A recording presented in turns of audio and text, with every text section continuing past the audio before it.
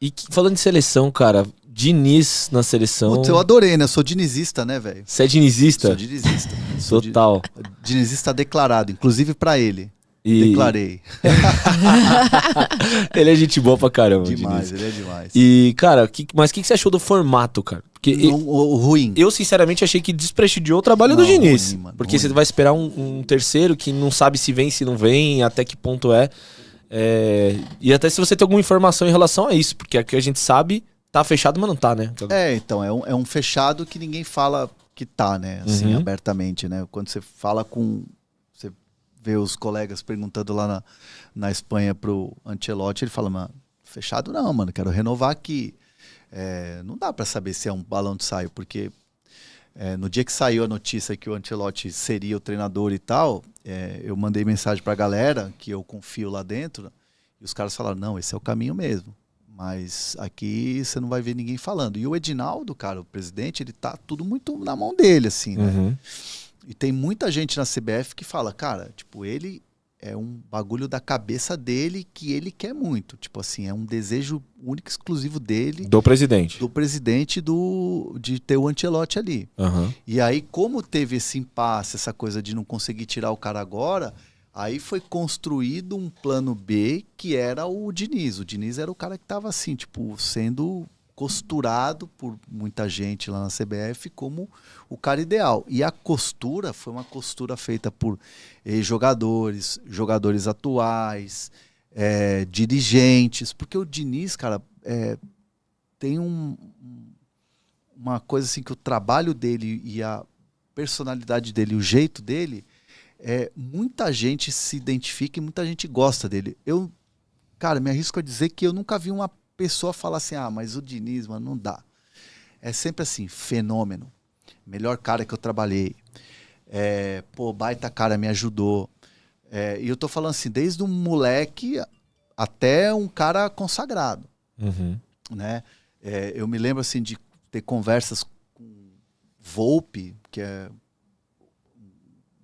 hoje está lá no México de novo, Marcos Paulo, que ajudou ele no Fluminense, Caio Paulista, que agora está no São Paulo. Que, inclusive ele reinventou de lateral, né?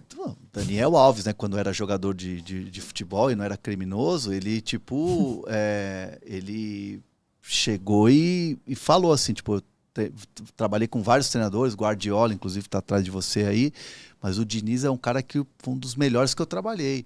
O Felipe Melo fala assim, cara, ele é top 3 dos melhores que eu trabalhei.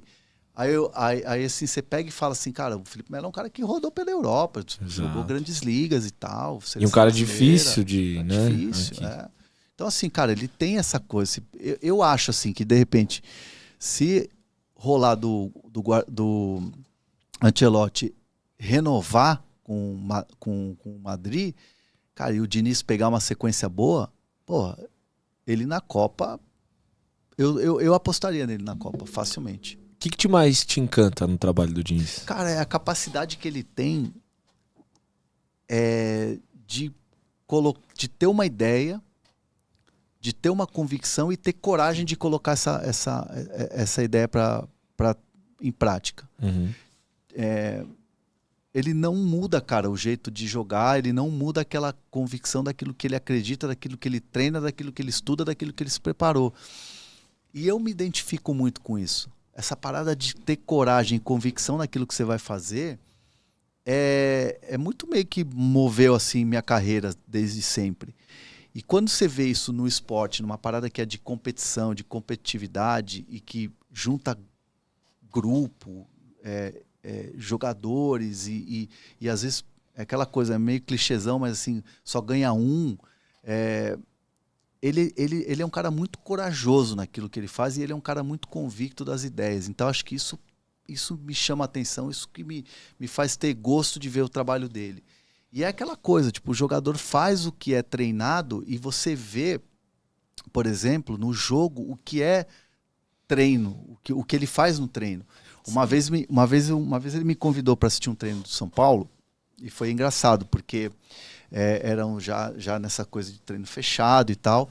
E aí eu não entendi assim, um movimento assim. Mas eu fiquei na minha, né? Não ia depois ficar enchendo o saco dele perguntando por que daquilo. Mas ele tirou... O time era Arboleda e Bruno Alves, talvez, sei lá, uma coisa assim.